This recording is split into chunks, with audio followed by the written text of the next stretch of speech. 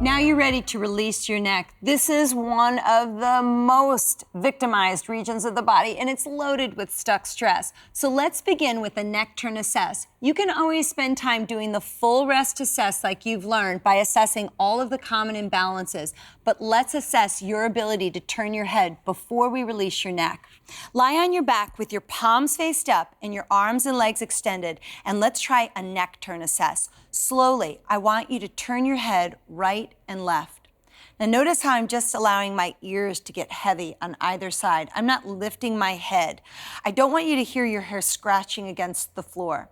I want you to assess 3 things as you turn your head. Number 1, do you feel like you turn your head more to the left or more to the right, or does it feel the same?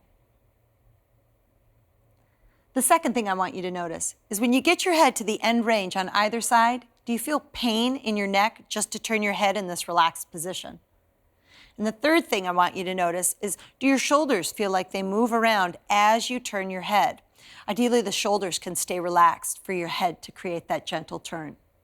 Now that you've assessed your ability to turn your head, let's start with the base of skull shear. You always have to shear before you release. I want you to turn on your side, and you're going to take your roller and place it right along the base of your skull. That's right at your hairline. So let your bottom arm relax and set the base of your skull on the roller. Notice that my neck is not touching the roller. I really want you to notice where the position is, because this is important that you don't cause any pressure on your neck. Start to create small circles in this one local region. Notice how the roller stays relatively still. This is called passive shearing. Anytime we don't create a gliding motion before we shear, that's what we call passive shearing. This is one region where it's safe for you to just go into a gentle shear motion. Keep the movement small, either creating small circles or head nods. Don't make the movement too big or too fast. And then wait for a moment. Give the tissue a second to adapt.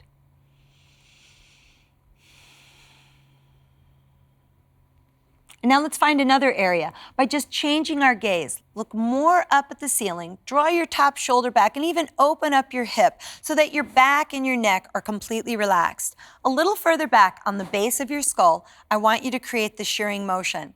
Now this is an area I want you to be mindful of because you're coming awfully close to the upper 2 vertebrae of your spine. And remember, we don't want to cause pressure on the spaces. Just make sure that you keep the pressure consistent on the base of the skull and you're not creating any unnecessary compression on your neck as you create the base of skull shear.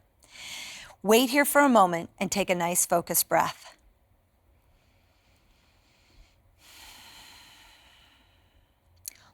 Now let's turn over and try the same thing on the other side. Again, I want you to just gently rest your skull on the roller so that you really feel like your hairline is what's resting on the roller. So notice where my head is when I'm on the roller properly, creating the shear. Stay in that area, but I want you to see what it would look like if I were too high or too low. If the roller is on my head, I'm nowhere near the base of my skull, and I don't want to feel like my head is over the top where I'm causing pressure on the neck space. So be mindful that you feel the hairline in your earlobe as being the last point of pressure on the roller. Wait here and take a nice focused breath.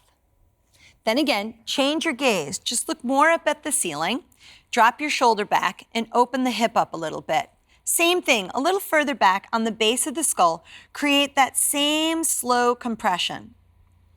Either creating circles or head turns or even gentle head nods. Remember, the smaller the compression technique, the bigger the fluid exchange once you're done.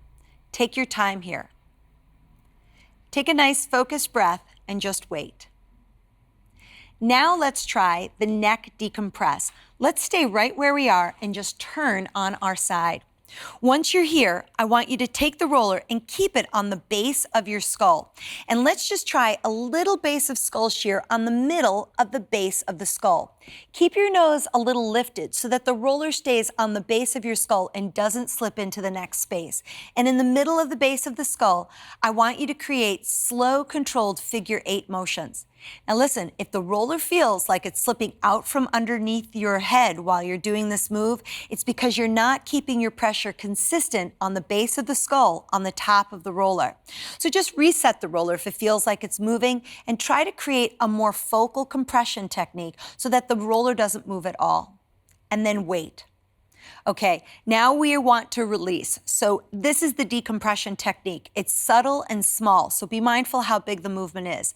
Place your hands on the roller and just push the roller 1 more inch onto the back of your head. Now before you let the roller go, begin by lifting your chin up a little bit to start the position with your chin extended slightly. So it's almost like you're going to kiss somebody who's a little taller than you. So keep your chin lifted and see if you can keep the roller in that place and relax your arms to your side.